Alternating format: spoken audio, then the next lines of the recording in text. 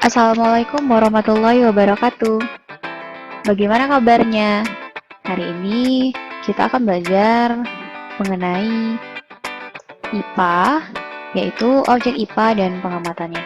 Tapi sebelumnya, Ibu ingin mengucapkan selamat kepada para peserta didik baru SMP Muhammadiyah Kota Tunggal. Baik, kita lanjut.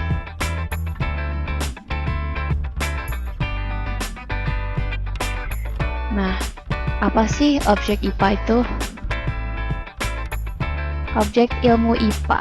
Jadi, objek yang dipelajari dalam IPA itu mencakup seluruh benda di alam dengan segala interaksinya untuk dipelajari pola-pola keteraturannya. Jadi, dalam kata lain, objek IPA itu adalah segala sesuatu atau seluruhnya, seluruh benda yang ada di alam. Misalnya apa? Misalnya awan, kemudian pohon, kemudian ada matahari, ada sapi, ada jamur, ada ikan, kura-kura, air, dan segala sesuatu yang berada di luar kita.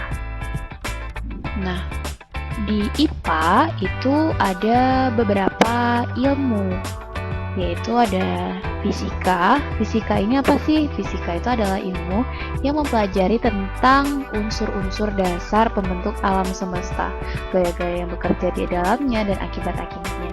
Misalnya apa? Misalnya gerak. Nah, kalau kita main bola nih, nah di situ ada unsur fisikanya, ada ilmu fisikanya, bagaimana kita menendang gitu kan ya, ada gerak, kemudian ada pohon jatuh dari buah jatuh dari pohonnya. Nah, itu juga ada unsur fisika, bagaimana jenis geraknya itu nanti akan kita pelajari lebih jauh. Kemudian misalnya ada mamang-mamang bakso, dia dorong gerobak. Nah, di situ dia ada juga unsur fisikanya, ada ilmu fisikanya di situ, yaitu dia bagaimana dia mendorong, memberikan gaya supaya gerobak baksonya bisa berjalan, bisa terdorong, ada gaya. Kemudian ada bunyi juga, kemudian ada cahaya, kemudian ada unsur struktur atom. Kemudian ada ilmu kimia di dalam IPA. Nah, itu mempelajari tentang penyusun materi, sifat-sifat materi, perubahan materi, dan energi yang terlibat dalam perubahan materi tersebut. Misalnya apa? Misalnya ada proses menguap, air berubah menjadi uap, kemudian air bisa membeku, mengkristal, kemudian menguap. Nah, itu termasuk ilmu-ilmu kimia. Kemudian ada biologi. Nah, biologi ini adalah ilmu yang mempelajari tentang asal-usul kehidupan, bagaimana kehidupan berlangsung, bagaimana makhluk itu bertahan hidup, bahkan hingga apa yang terjadi saat makhluk hidup itu mati. Jadi, biologi ini adalah ilmu yang mempelajari tentang makhluk hidup, bagaimana dia mulai dari dia asalnya, kemudian dia bertahan hidup hingga dia mati. Nah, biologi juga mempelajari interaksi makhluk hidup dengan lingkungannya. Jadi, tidak hanya sesama makhluk hidup yang kita pelajari, tapi bagaimana makhluk hidup itu berinteraksi dengan lingkungannya. Misalnya sapi ini bagaimana dia bisa tumbuh ya, berkembang menjadi sebesar ini. Bahkan nanti hingga dia mati itu dipelajari di ilmu biologi. Nah, ada namanya penyelidikan ilmiah IPA. Bagaimana sih kalau misalnya kita mau menyelidiki misalnya ayam yang ada di sekitar rumah kita. Bagaimana caranya? Nah, itu pertama ada pengamatan. Kita mengamati. Pengamatan itu apa? Pengamatan itu adalah satu proses merasakan, mengenali, mengukur, dan mengamati suatu fenomena alam untuk mengumpulkan data dan memperoleh informasi. Jadi, pengamatan ini bisa menggunakan panca indera kita. Misalnya apa? Melihat. Kita melihat bagaimana sih ciri-ciri ayam tadi gitu.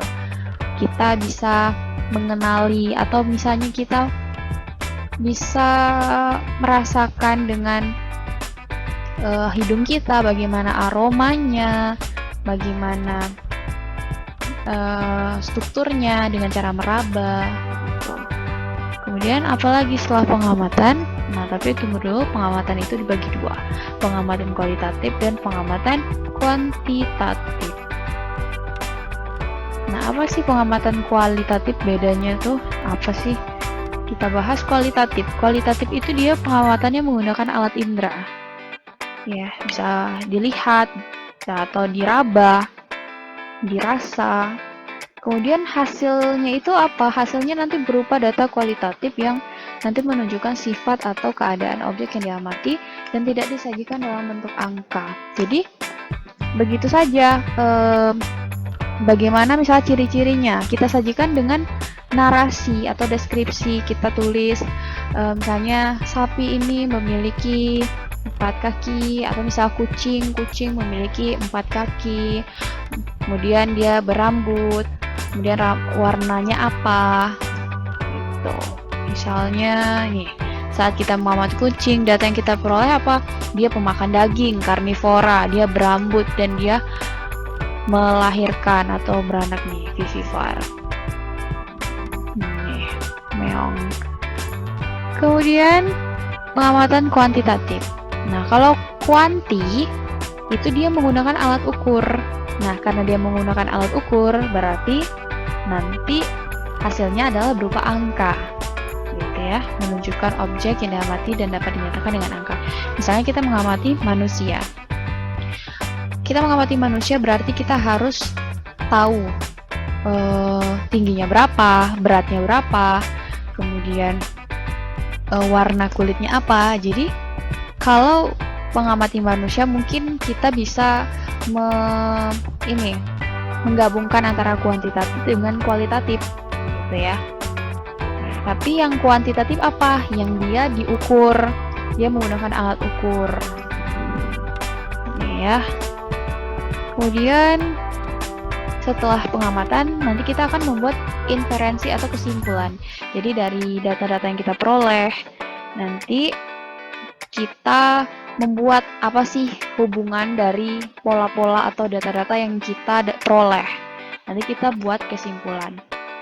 Kemudian yang terakhir adalah mengkomunikasikan. Yang ketiga, mengkomunikasikan hasil. Hasil yang kita amati, yang kita peroleh data-datanya, nanti akan kita komunikasikan dalam bentuk lisan maupun tulisan. Ya, bisa secara lisan maupun tulisan.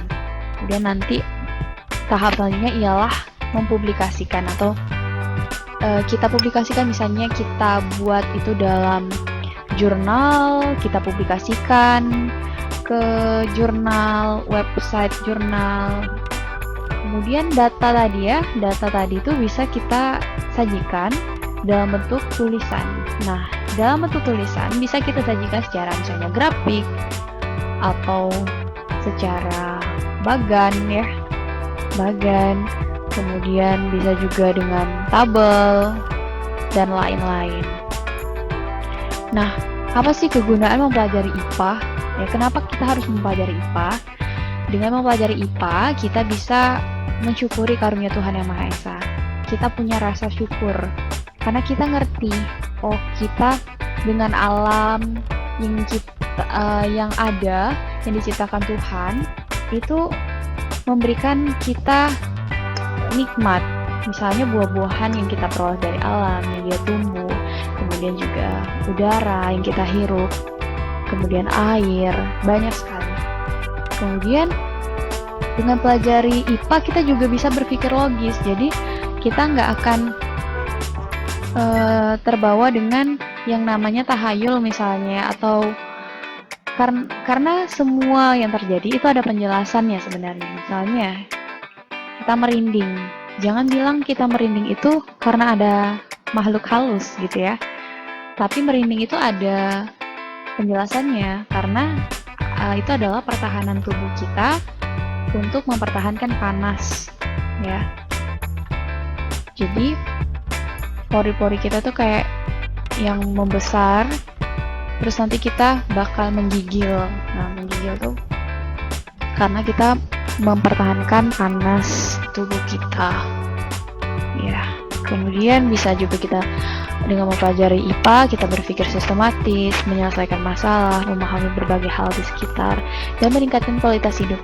Kenapa kita bisa meningkatkan kualitas hidup? Karena ya dari IPA kita bisa ada peluang untuk membuat usaha, misalnya kita berternak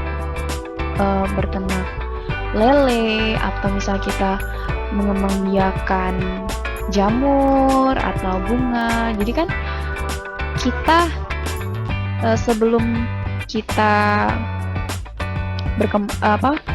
membuat usaha tersebut, kita harus tahu bagaimana cara untuk mengembangbiakan. Jadi itu perlu ilmu IPA. Nah, sampai di tugas. Jadi tugas untuk pembelajaran kita pada kesempatan ini adalah carilah seekor hewan yang ada di sekitar rumahmu. Kemudian amati hewan tersebut berdasarkan ciri-cirinya, lalu buatlah kesimpulan dari ciri-ciri yang sudah kamu amati.